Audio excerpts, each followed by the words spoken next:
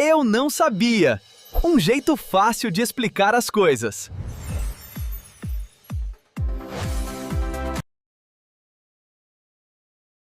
Olá, que bom ter a sua companhia.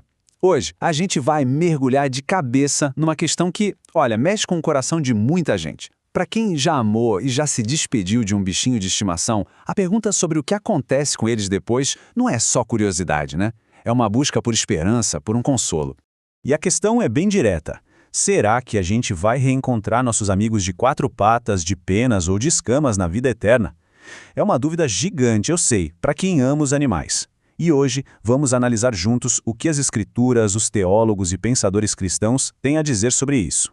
Ok, vamos começar pelo começo. Por que essa pergunta é tão importante para tanta gente? O nosso ponto de partida aqui é essa ligação, esse vínculo que a gente cria com os animais, que é algo inquebrável.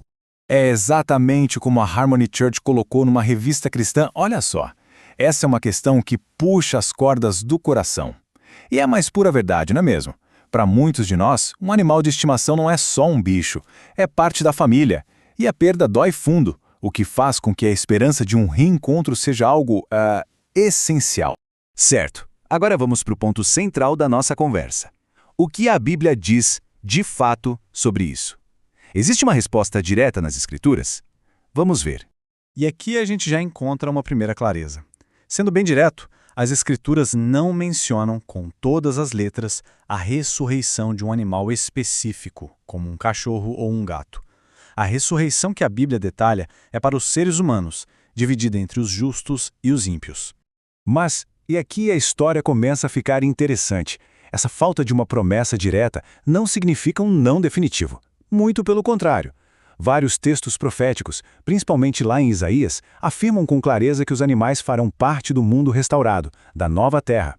Ou seja, o futuro não será um lugar sem animais. E isso nos leva a procurar por sinais de esperança.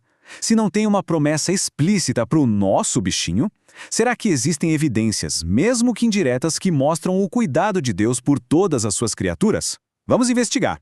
A resposta é um grande sim. E o primeiro exemplo, que é muito poderoso, vem de Gênesis. Pensa só, no meio do dilúvio, aquele caos todo, o texto diz que Deus lembrou-se de todos os animais que estavam na arca. Ele não se esqueceu deles. Dando um salto para o Novo Testamento, Jesus usa o exemplo dos pardais. Sabe, aqueles passarinhos super comuns que não valiam quase nada. Ele usa esse exemplo para ilustrar um ponto muito profundo. Nenhum deles está em esquecimento diante de Deus. Se nem o melhor dos pássaros é esquecido, o que isso nos diz sobre o cuidado divino? E talvez a passagem mais clara de todas venha do livro de Jonas. Quando Deus está questionando a raiva de Jonas, ele inclui explicitamente os animais na sua compaixão pela cidade de Nínive. Ele se importa com as pessoas e também com os muitos animais. Isso está escrito ali preto no branco. E essa ideia toda, ela meio que se consolida numa promessa formal. A aliança que Deus faz com Noé depois do dilúvio não é só com a humanidade. O texto faz questão de repetir várias vezes que a aliança é com Noé, com seus descendentes e com todo ser vivo que está com vocês. Todos os seres vivos da terra. É uma promessa que abraça toda a criação. Ok, agora vamos entrar numa área um pouquinho mais complexa. O debate teológico sobre a alma. Afinal, os animais têm alma? E o que isso significaria para o destino eterno deles? A palavra-chave aqui, no hebraico original, é nefesh. Muitas vezes, ela é traduzida como alma. Lá em Gênesis, a gente lê que quando Deus soprou o fôlego de vida em Adão, ele se tornou uma alma vivente, uma nefesh. Isso significa basicamente um ser que respira, um ser consciente, um ser vivo. E aqui vem o pulo do gato. O mesmo livro de Gênesis, ao descrever o dilúvio, afirma que todos os que morreram fora da arca, tanto humanos quanto animais, tinham o sopro do espírito de vida em suas narinas. É a mesma linguagem usada para Adão sendo aplicada também aos animais. Interessante, né?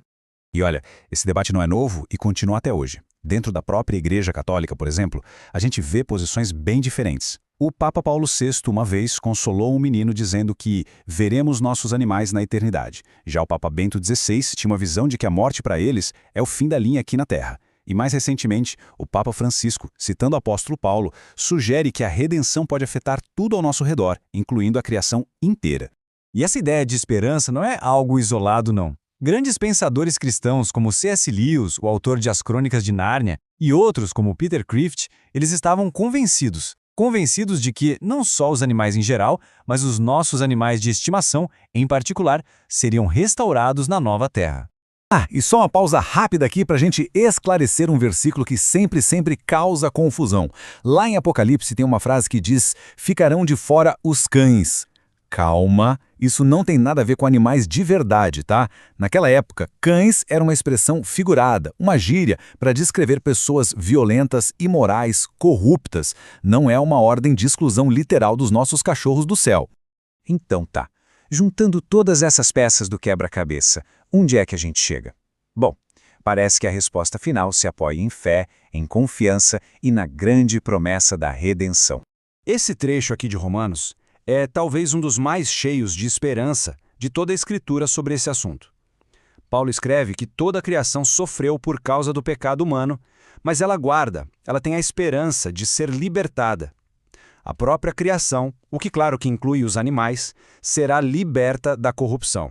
No fim das contas, como a equipe do site biblia.com.br resume bem, a questão nos convida a confiar no amor de Deus. O sacrifício de Cristo na cruz é a maior prova que existe do seu amor infinito, um amor que, muitos argumentam, se estende a todas as suas criaturas.